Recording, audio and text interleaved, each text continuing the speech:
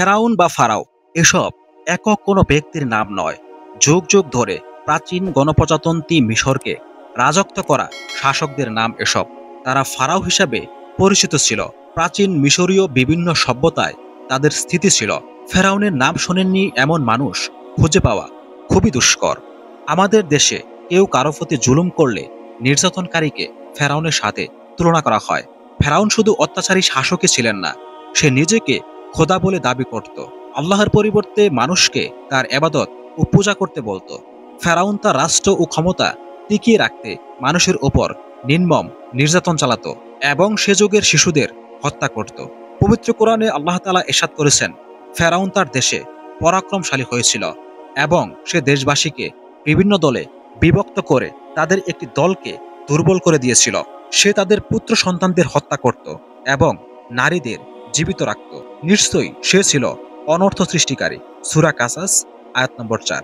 পবিত্র কোরআনের ২৭টি সূরায় সর্বমোট ৭৪ বার ফেরাউনের কথা উল্লেখ করা হয়েছে এবং খোদাদ্রোহী এই অত্যাচারীর করুণ পরিণতির কথা তুলে ধরা হয়েছে।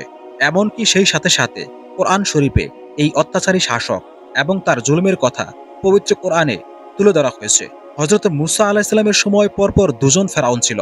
লুইস গোল্ডিন এর তথ্য অনুযায়ী জালিম ফেরাউনের নাম ছিল তৃতীয় রামেসিস, আর ডুবে মারা ফেরাউন ছিল তার পুত্র মানেপ্তা। হযরত মূসা আলাইহিস সালামের যুগে মিশরের বাদশা ফেরাউন ভীষণ অত্যাচারী ছিল। তার উজির হিসেবে নিযুক্ত ছিল হামান নামের এক ব্যক্তি। এই হামান ফেরাউনকে দুনিয়ার বাদশা হবার স্বপ্ন দেখাতে লাগলো। প্রজারা যাতে নিরেট মূর্খ হয়ে থাকে এবং তাকে খোদা বলে মান্য করে তার জন্য নানা যুক্তি পরামর্শ দিতে লাগলো। আল্লাহ তাআলা মূসা আলাইহিস সালামের উপর ওহী নাজিল করলেন এবং পথভ্রষ্ট মানুষকে সত্য ধর্মে ফিরিয়ে আনার জন্য দায়িত্ব দিলেন। আল্লাহর পক্ষ থেকে অর্পিত দায়িত্ব প্রাপ্তির পর একদিন মূসা আলাইহিস সালাম ও তার বড় ভাই হারুন আলাইহিস সালামকে সঙ্গে নিয়ে ফেরাউনের দরবারে এসে হাজির হলেন। ফেরাউনকে উদ্দেশ্য করে মূসা আলাইহিস সালাম বললেন, তুমি যে নিজেকে খোদা বলে প্রচার করছো তা অত্যন্ত অন্যায়। সর্বশক্তিমান আল্লাহ তাআলা ছাড়া আর কোনো মানবের উপাস্য নেই। আমি আল্লাহর প্রেরিত পয়গাম্বার। ফেরাউন তাকে তাচ্ছিল্য করল, তার উপর এবং তার ধর্মের বিশ্বাসীদের বিভিন্নভাবে নির্যাতন চালাতে লাগলো। তার নির্যাতন বেড়ে যাওয়ার পর আল্লাহর হুকুমে মূসা আলাইহিস সালাম তার অনুসারীদের নিয়ে মিশর থেকে যাওয়ার উদ্দেশ্যে রওনা হলেন। কোরআনে বর্ণিত কাহিনীগুলোর মধ্যে হযরত মূসা আলাইহিস সালামের যুগে জালিম অত্যাচারী বাদশা ফেরাউনের নাম বিশেষভাবে উল্লেখযোগ্য। আল্লাহর নাফরমানিতে সে এতই সীমা ছাড়িয়ে গিয়েছিল যে এক পর্যায়ে নিজেকে বড় রব আনা রাব্বুকুমুল আলা বলেও দাবি করেছিল। হযরত মূসা আলাইহিস সালামের তবলিগ প্রচারকে বারবার অমান্য এবং তার বিরুদ্ধাচরণ করত। আল্লাহ তাআলাও তাদের পরীক্ষার জন্য নানা আসমানি বালা নাজিল করতে থাকেন এবং সংশোধিত হওয়ার জন্য বারে বারে সময়ও দিয়ে থাকেন। ফেরাউনের কিপ্তি জাতি যখন কোনো বিপদ আপদের শিকার হতো তখন হযরত মূসা আলাইহিস সালামের নিকট এসে দোয়া প্রার্থনা করত, যাতে তার দোয়ায় বালা মুসিবত কেটে যায়। মূসা আলাইহিস সালামের দোয়ায় তারা বিপদমুক্ত হয়ে ফের আল্লাহর নাফরমানিতে লিপ্ত হয়ে পড়ত। কিন্তু একই সময়ে এই বিপদ থেকে মূসা আলাইহিস সালামের বনী ইসরাইল মুক্ত থাকত, তাদের কোনো ক্ষতি হতো না। এই পরিস্থিতির প্রতি ইঙ্গিত করে কোরআনে বলা হয়েছে, অতঃপর আমি তাদের উপর প্লাবন, পঙ্গপাল, উকুন, ব্যাঙ ও রক্তধারায় শাস্তি পাঠিয়ে ক্লিষ্ট করি। সূরা আরাফ আয়াত ১৩৩। এর পূর্বের আয়াতে বলা হয়, আর আমি পাকড়াও করেছি ফেরাউনের অনুসারীদেরকে দুর্ভিক্ষ ও ফল ফলাদির ক্ষয়ক্ষতির মাধ্যমে, যাতে তারা উপদেশ গ্রহণ করে। সূরা আরাফ আয়াত ১৩০।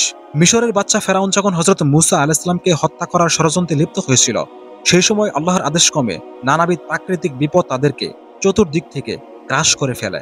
প্রথমেই ফেরাউনের অবাধ্যতার পরিণতি স্বরূপ দীর্ঘদিন ব্যাপী আজন্ম শস্যহানি ও দুর্ভিক্ষে মিশরবাসী আক্রান্ত হয় এবং সমগ্র দেশ ক্ষুধার্তের কান্নায় বাড়ি হয়ে ওঠে।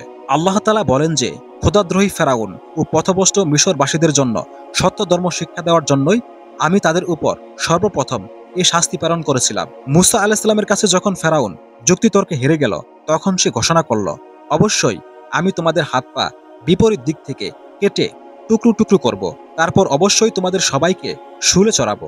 যখন ফেরাউনের মন্ত্রিসভায় এই সিদ্ধান্ত পাশ হয়ে গেল, তখন মহান আল্লাহ তাআলা হযরত মূসা আলাইহিস সালামকে জানিয়ে দিলেন, হে মূসা, আমার বান্দাদেরকে নিয়ে রাত্রি যুগে বের হয়ে যাও। অতঃপর মূসা আলাইহিস সালাম যখন তার কওম বনী ইসরাইলকে নিয়ে রাত্রিবেলায় চলতে শুরু করলেন, যেতে যেতে তার কম নিয়ে যখন সমুদ্র পাড়ে এসে দাঁড়ালেন, তখন তার কম দেখতে পেল পিছন দিক থেকে ফেরাউনের বাহিনী ধেয়ে আসছে, আর সামনে বিশাল উত্তাল সমুদ্র। তাই তারা বলতে লাগলো, নিশ্চয়ই আমরা ধরা খেয়ে গেলাম। হযরত মূসা আলাইহিস সালাম উত্তরে বলেন, কখনোই নয়, নিশ্চয়ই আমার সাথে আমার রব রয়েছেন, তিনি আমাকে পথ প্রদর্শন করবেন। অতঃপর আল্লাহ তাআলা বললেন, হে মূসা, তুমি তোমার লাঠি দ্বারা সমুদ্রে আঘাত করো। আঘাত করার সাথে সাথে সমুদ্রের বুক চিরে বিশাল প্রশস্ত 9টি রাস্তা তৈরি হয়ে গেল। সাগরের মাঝে রাস্তার দুপাশের পানি দুভাগে বিভক্ত হয়ে সুস পাহাড়ের মতো দাঁড়িয়ে রইল। শুষ্ক সেই পথ দিয়ে হযরত মূসা আলাইহিস সালাম ও তার কওম স্বাভাবিকভাবে সমুদ্র পাড়ি দিয়ে ওপারে চলে গেল। তখনও সাগরের সেই রাস্তা সেভাবেই রয়ে গেল। ফেরাউন তার লোকজন এবং সৈন্য সামন্ত সহ ওপারে এসে দাঁড়ালো। সে দেখল সাগরের মাঝে একটি আশ্চর্য রাস্তা তৈরি হয়েছে। সে মূসা আলাইহিস সালাম ও তার লোকজনদের ওপারে পার হতে দেখল। সে মূসা আলাইহিস সালাম ও তার অনুসারীদেরকে আক্রমণ করতে তার বাহিনী নিয়ে লোহিত সাগরের সেই রাস্তায় নেমে পড়ল। যখন ফেরাউনের বাহিনী সাগরের মাঝামাঝি এসে পৌঁছালো, এমন সময় মহান আল্লাহ তাআলা মূসা আলাইহিস সালামকে বললেন, তাড়াতাড়ি সাগরের উপরে তোমার লাঠি দিয়ে আবার আঘাত করো। মহান আল্লাহর হুকুমে মূসা আলাইহিস সালাম সাগরের পানিতে আঘাত করলেন। অমনি দুই দিক থেকে পানির খাড়া উঁচু স্রোত ফেরাউন ও তার সৈন্যদের উপর পড়ে তাদের ভাসিয়ে নিয়ে গেল। ধ্বংস হয়ে গেল ফেরাউন ও তার বাহিনী। পবিত্র কোরআনে আল্লাহ তাআলা বলেন, ফেরাউন ও তার বাহিনী জমিনে অন্যায় অহমিকা প্রদর্শন করেছিল। তারা মনে করেছিল তাদেরকে আমার কাছে ফিরে আসতে হবে না। সুতরাং আমি তাকে ও তার সৈন্যদেরকে পাকড়াও এবং সাগরে নিক্ষেপ করলাম। এবার দেখো জালিমদের পরিণতি কি হয়ে থাকে। সূরা কাসাস আয়াত নম্বর ৩৯ থেকে ৪০। ফেরাউনের মৃত্যুর বহু বছর পর ১৯৬০ সালে তার লাশ আবিষ্কৃত হয়। সিনাই উপদ্বীপের পশ্চিম তীরে জাবালে ফেরাউন নামে একটি ছোট পাহাড় আছে। এখানেই ফেরাউনের লাশ সর্বপ্রথম পাওয়া যায় বলে জনশ্রুতি আছে। এনসাইক্লোপিডিয়া ব্রিটানিকা নিবন্ধনে বলা হয়েছে, থ্যাবস নামক সমাধি মন্দিরে ১৮৯৬ সালে একটি স্তম্ভ আবিষ্কৃত হয়। তার লাশ মমি করে মিশরের রাজধানী কায়রোতে নীল নদের অদূরে রয়্যাল মিউজিয়ামে সংরক্ষণ করে রাখা হয়েছে। প্রিয় দর্শক, এই পৃথিবীতে যারাই আল্লাহ তাআলার নাফরমানি করেছে, আল্লাহ তাআলা তাদের সবাইকে ধ্বংস করে দিয়েছেন। তার একটা প্রমাণ হচ্ছে ফেরাউন। প্রিয় দর্শক, এই ছিল আমাদের আজকের ভিডিও। ভিডিওটি ভালো লেগে থাকলে আমাদের চ্যানেলটি সাবস্ক্রাইব করে পাশে থাকা বেল বাটনটি বাজিয়ে দিন। আর সেই সাথে আপনার যে কোনো মতামত জানাতে কমেন্ট করুন। আমি আলামিন ইসলাম আজকে আপনাদের সাথে। এতক্ষণ সাথে থাকার জন্য শুকরিয়া।